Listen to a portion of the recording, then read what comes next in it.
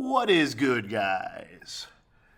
We're working on a project here called Little Big, and in it, like it sounds, we take something that is regular sized and blow it up gigantic or make it look teeny tiny, depending on the scenario. And in this version, we're using the monster movie motif where we take kind of a Godzilla or a King Kong type of creature and make it look like it's attacking a building or a whole city, depending on our creative choices.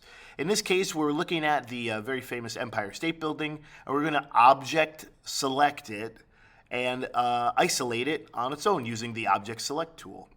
And now we're going to copy and paste it back into the picture, and you can see now it's on its own layer, separate from the background. And so the next thing we want to do is healing tool, the healing Band-Aid over the parts of the building which we're going to try to erase. Now this tool works for a while and then it stops working, so we're going to switch over to the clone stamp tool, but we've already taken care of that pesky part of the sky that is faded in ways which makes the clone stamp tool tough to use. So you can see we're cloning the clouds from the background. We're going to go down to some horizon stuff, which is nice to do because you have a lot of, visuals there, a lot of information there to copy and cover over. And then we're going to take a photo we've shot with our computer camera and make ourselves the monster that is attacking the building. So as you can see here, some of the importance comes from using the original, image, but preserving it as well, like we just did by pasting in the full image of the Empire State Building. So now I'm selecting the top, the peak of the building, the top section, and we're going to copy it, and then we're going to transform it. We're going to turn it so that it looks like it's tilted and maybe falling off. And what's good is when we work on layers and we have separation between our elements, we can develop the idea as we go. And as you'll see, my idea did evolve as we were working on it, and I sort of changed what the intention was for the top of the building as I went. So now on a new layer, we're going to paint something that is representing the inside of the building. So we can see into the building, and if this was three-dimensional, you would be able to see that the bottom part of the building should have exposure. Like, we should be able to see what's going on in there. And you have to make a creative decision. Do you have damage? Is it dark or is it on fire? And those are decisions to test out and use your own creativity to solve. So we have the photo from the Photo Booth app. We're going to copy and paste it into the picture. I did some things with my hands that I wasn't entirely sure what I needed to do, but now it's clear from what I did to the building that I needed to flip my image horizontally so I had a better capability of working with both images.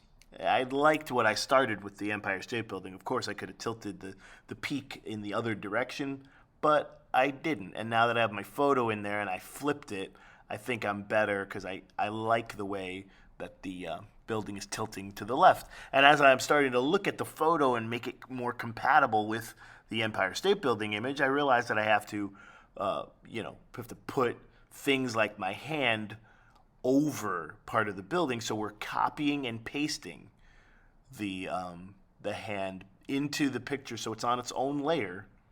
And now it can be manipulated separately from the rest of the picture of me. So now you can see the building is between me and my hand, and that's a very specific edit that you can't really do, and you don't want to do it by being destructive to any of the photography. You could erase things. You could erase chunks of the hand or the body or the building, but that might come back to haunt you because you may want some part of that later, and then you have to go back to your raw pictures and redo stuff, and it's way better to try to handle it all by multiplying things rather than subtracting things. So we're selecting the peak. What I did incorrectly, or should have done first, was I kept the building all as one on the new layer when I really needed the peak all by itself on its own layer. So I have now object selected the building again on that layer, and now I deselected the bottom chunk. So the peak of the building is now its own thing. You can see my hand as a separate element. And there's only one thing that really makes sense here, which is to take the peak of the building and rotate it so it's in my fist, as, you know, as, I don't know, as if I've just ripped the top of the building off, or maybe I am about to use it as a weapon or something. I don't know. I'm a giant creature. Who knows what I'm up to? Of course, now that the building is in that position and I want it in my hand, I have to copy the front part of my hand here so that the building can be behind it. These are nuances that it's not difficult once you wrap your mind around it, but you understand when you select something in a photo, if you can't lay something on top of it and make it look like it's being held. So the importance here is the way Photoshop can help you have interaction between the parts of your picture. Okay? So now that right hand of mine in this photo has the building's peak in there. The other hand is grabbing the top. We're leaving the bottom area out. You know, I was sitting when I took this photo, and you might have been when you took yours. So I can't really show the bottom, half of me. I don't have the photo of it, and it wouldn't really make sense because it's, behind. I'm behind the building, so you got to kind of deal with that. So now we're developing the photo a little bit further by adding something like smoke. And I always overestimate how much opacity and flow I can allow for. So it needs to be very, very light.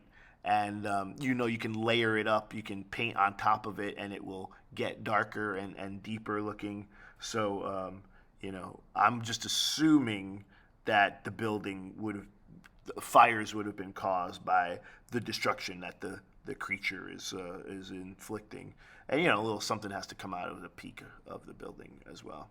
And of course, I would develop this further. I would think a lot more about what this looks like. I have a huge issue with how bright I am. I need to do something to darken myself, the lighting and stuff like that. So now we're looking at some additional stuff like some fighter jets. There's always some sort of defense that the tiny humans will put on in order to fight the creatures, Godzilla or King Kong or whatever. And so I found those fighter jets. A group of them is great because you can put a whole bunch of them in one shot. And we resized them. We flipped them so they look like they're flying from the right direction. They look like they're flying into the scene. Of course, they would potentially hover and swoop and stuff like that. So, give the picture the chance to have lots of stuff happening in it and have it be a complete story that's happening. Lots more to be done to this, but those are some of the techniques that I wanted you to absorb for now, for this part of it. And thanks for watching.